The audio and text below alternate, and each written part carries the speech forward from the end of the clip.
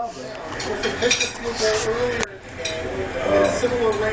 mom's dad, I remember him from Georgia because he had an old, I was only like 3 years old. You still remember that? Yeah, and he had an old Model T Ford out there in the building. And when I left Georgia to go to Louisville, my aunt, my mother's sister, wanted me to stay in Georgia. Yeah. If I stayed in Georgia, you know, I would have been a different way or something. Yeah, yeah. But my dad worked for the railroad, and he moved to Louisville, and that's when he brought us to Louisville. Oh, I didn't know he worked for the railroad. Was it because of the job? Oh, really? Was it because of the job that he went to Louisville? Yeah, The railroad job? But I saw my first, guess when I saw my first television? When? Going through the Memphis train station in 1938 when we moved to Louisville, and we changed trains in Memphis, Tennessee. I saw a little black and white TV up there. That's the first television I saw. And I was only like 3.5 years old. Well, you remember that. I remember when we first got to Louisville.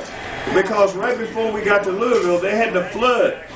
And it flooded out down there where we lived in Portland. All that was flooded. So before I left Louisville, they built a flood wall down there at the park to keep that water from coming up from the Ohio River. Yeah. But I remember the day we got to Louisville.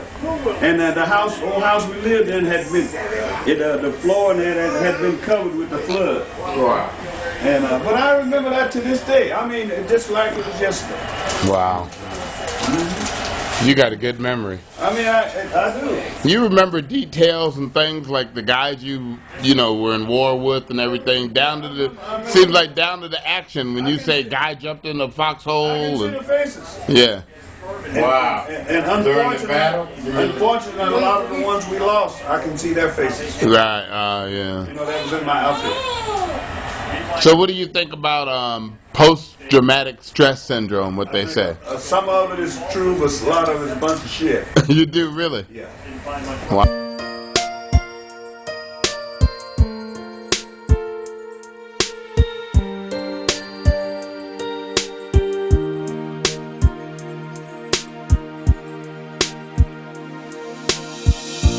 Back when I was a child, before life removed all the innocence, my father would lift me high and dance with my mother and me, and then spin me around till I fell asleep. Then up the stairs he would carry me, and I knew for sure I was loved.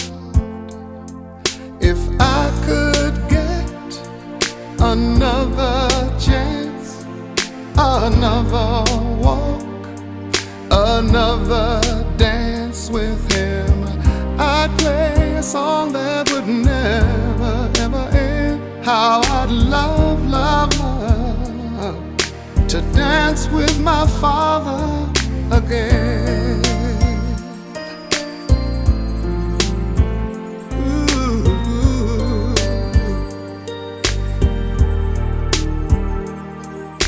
When I and my mother would disagree, to get my way I would run from her to him. He'd make me laugh just to comfort me, yeah, yeah. Then finally make me do just what my mama said. Later that night when I was asleep, he left $1 under my sheet. Never dreamed that he would be gone from me. If I could steal one final glance, one final step, one final dance with him, I'd play a song that would never ever end. 'Cause I'd love, love, love to dance with my father again. Sometimes I'd listen outside her door, and I'd hear how my mother cried for him.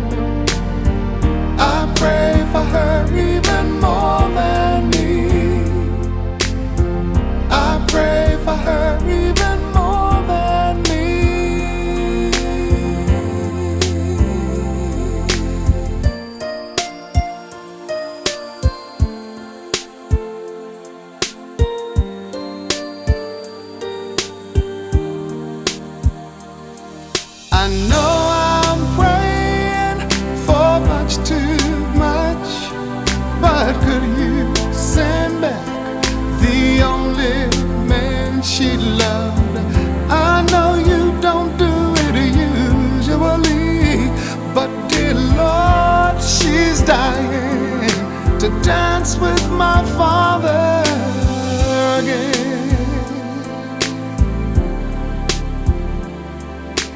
Every night I fall asleep, and this is all I ever dream.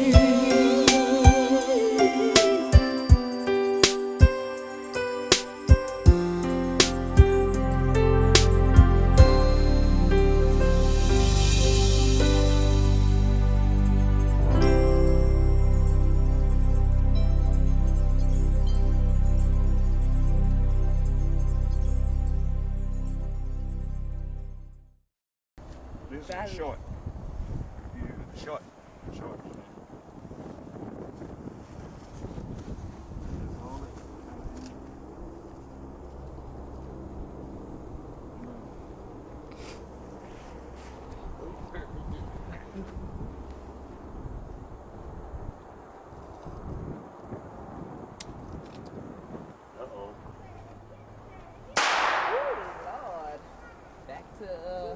She can't take the pictures or she's gonna jump every time the...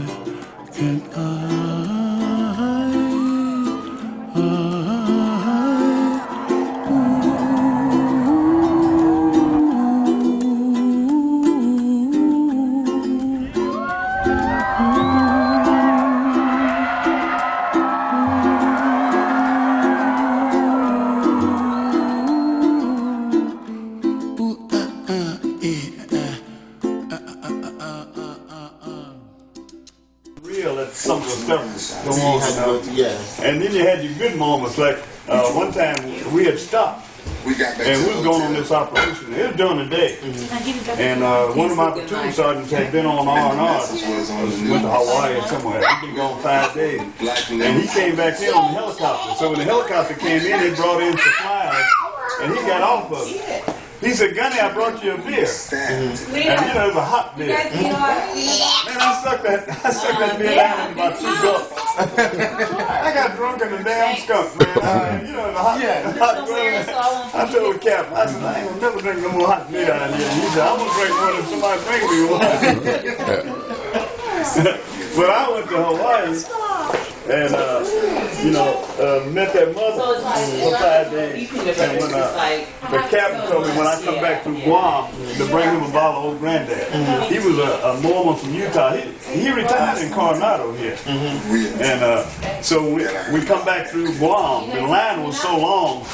And I'll tell you how the R&R works. When them guys are going to R&R, whether they're going to Bangkok or Hawaii, and the stewardess, walk up and down in the plane, them guys would be sitting in the, on the aisle seat, they'd be looking at the girls, and all that. When they're coming back from R&R, them girls can walk down that neck and ain't nobody looking at them guys asleep.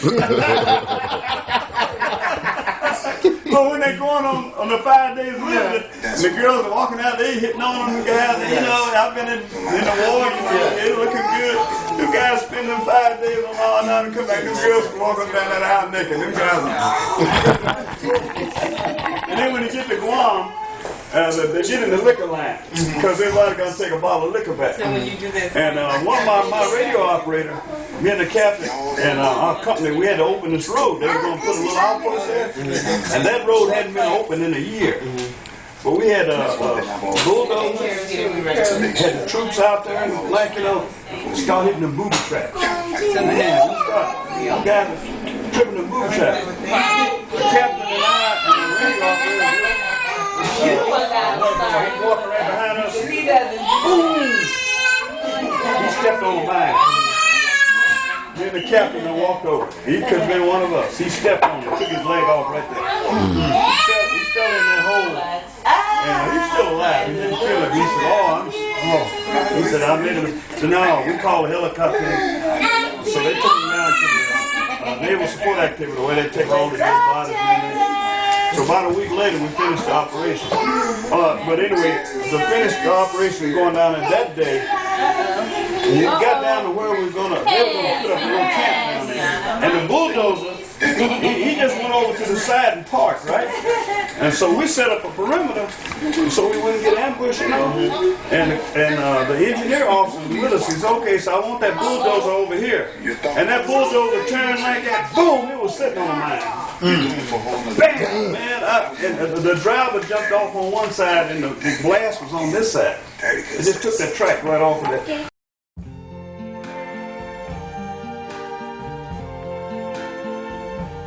I see trees of green, red roses too. I see them bloom for me and you. And I think to myself, what a wonderful world.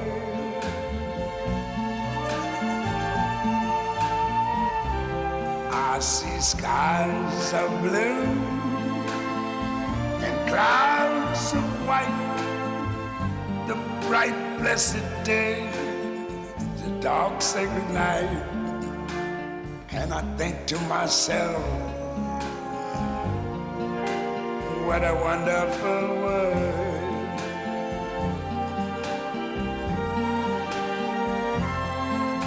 The colors of the rainbow, so pretty in the sky, are also on the faces of people going by. I see friends shaking hands, saying, "How do you do?" They're really saying, "I love you." I hear babies cry, I watch them grow. They'll learn much more than I never knew. And I think to myself, what a wonderful world. Yes, I think to myself, what a wonderful world.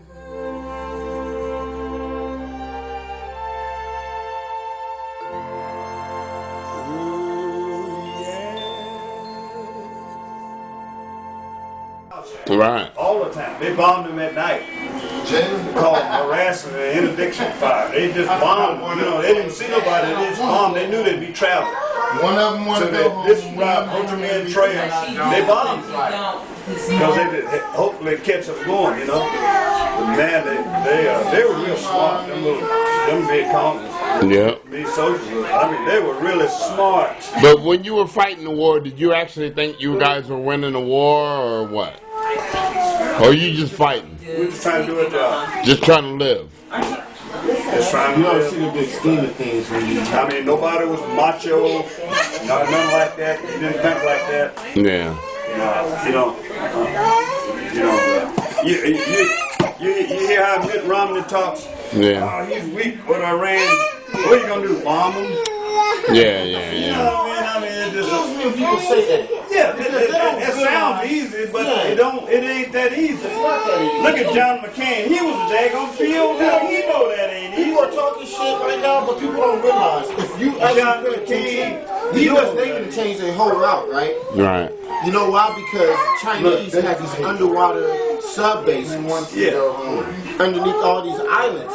The Navy to change their whole route. They don't want to get them gonna give y'all about 10 minutes. Right, right. And people not paying Jalen, we attention need to that. about It's not 10 as minutes. easy to go bomb on somebody. No, it ain't. These people are smart. John McCain, all of them talking about the president's foreign policy ain't no good and all that. You got to be tough on Iran. So what are you gonna do to him? You can just go bomb the country? You can't just bomb the country. First of all, it's hard to get over there. Second of all, when you get over there, you got the same people that you avoiding to get over there that's backing Iran up. That's right. But they saying, yo, don't bomb Iran. I mean, it's something. Those people control your money. Which is even extra crazy. And I'm getting video of everybody, including the man who guaranteed a victory over his wife this week. You know, you mentioned that we're going to be called instigators. That's why I ain't Of mentioned course. it no more. Exactly. Because we already did that yesterday. Gotta wait. Yes, you are. Who's that little girl? Who's that girl? Looking like Will. With a smile. She's all nice tonight. Really, she said that. You look like my dad. Where do you look like? That's right. Uh-oh, we got a complainer. Good answer. Yeah, go ahead.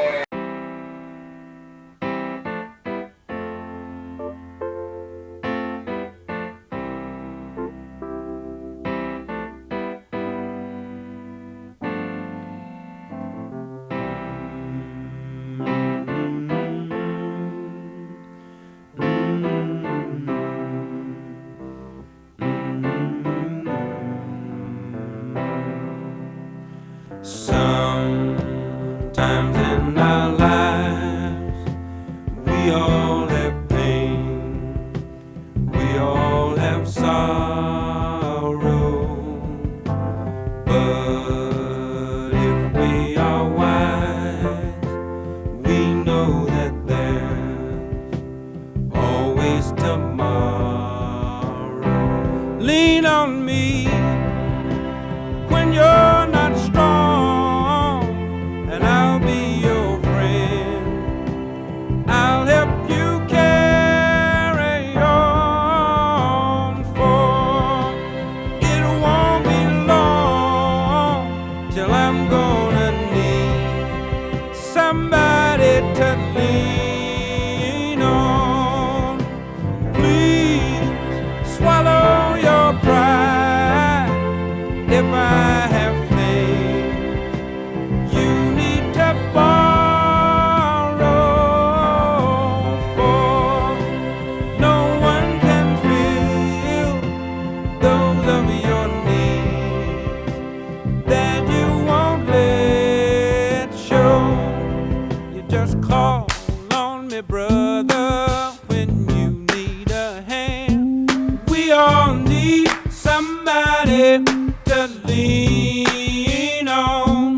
I just might have a problem that you'll understand. We all need.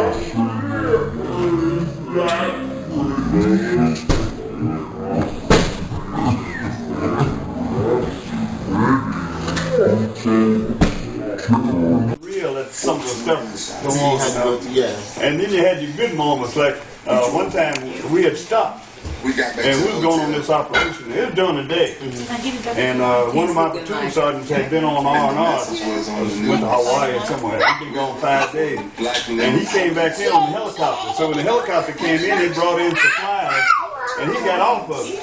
He said, "Gunny, I brought you a beer." And you know, it was a hot beer. Man, I sucked that beer down in about 2 gulps. I got drunk in the damn skunk, man. You know, the hot weather. I told the cap, I said, "I ain't gonna never drink no more hot beer down here." He said, "I'm gonna drink one if somebody bring me one." But I went to Hawaii and, met that mother for 5 days. And when the captain told me when I come back from Guam to bring him a bottle of Old Granddad, he was a Mormon from Utah. He retired in Coronado here. And so we come back through Guam. The line was so long.